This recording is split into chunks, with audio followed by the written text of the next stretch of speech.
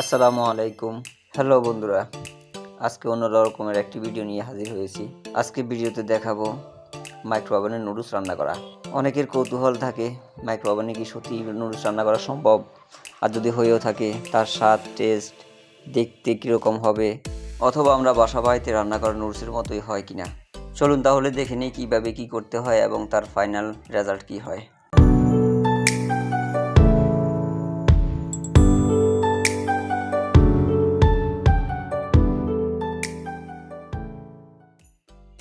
প্রথমে একটি কাঁচের বাটি নিয়ে নিলাম এবং একটি নুডলসের প্যাকেট নিয়ে নিলাম।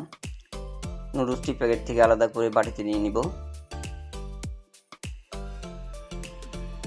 বাটিতে নিয়ে নেওয়ার পর নুডলসটিকে ভালোভাবে ভেঙে নিব এবং নুডলসের ভিতরে থাকা মশলার প্যাকেটটি ছিঁড়ে মশলা দিয়ে দিলাম। সম্পূর্ণ মশলা দিয়ে দিলাম।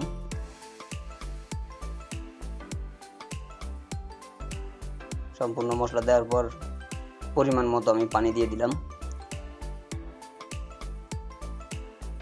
এবং সামান্য পরিমাণ তেল দিয়ে দিব। জাস্ট পানি এবং তেল দিয়ে আমি ওভেনে বসিয়ে দিব। এখানে কোনো প্রকার সবজি অথবা ডিম দিতেছি না, কারণ দিলে সেক্ষেত্রে খুব একটা সুন্দর হবে না এবং ভালো হবে না। সবজি দিতে হলে অবশ্যই এটাকে আগে থেকে রান্না করে সিদ্ধ করে নিতে হবে, এতে করে ভালো রেজাল্ট পাওয়া যায় এবং খেতে সুস্বাদু হয়। 100 পাওয়ার দিয়ে 1 মিনিটের জন্য রান্না করব। 1 মিনিট রান্না করার পর আমি ওভেন খুলে আবার এটিকে লাড়াচাড়া দিয়ে আবার 3 মিনিট সময় দিয়ে দিব। টোটাল 4 মিনিট রান্না করব। 4 মিনিট রান্না করার পরে দেখবো আমরা কেমন হয় কি হয়। 4 মিনিট সময় আমার প্রায় শেষ হয়ে যাচ্ছে।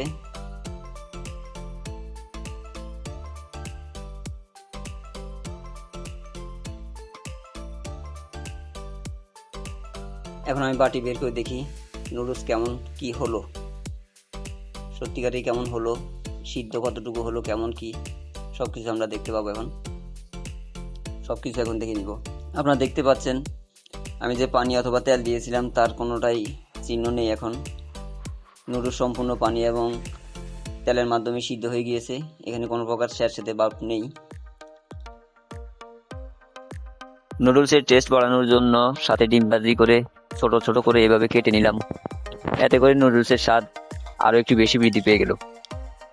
সত্য বলতে স্বাভাবিক রান্নার মতো করেই নুডলস তার মান বজায় রেখেছে। ওভেনেও স্বাদ টেস্ট এবং গ্রান এবং দেখতে লুকিং সব কিছুই নর্মাল রান্নার মতোই হয়েছে।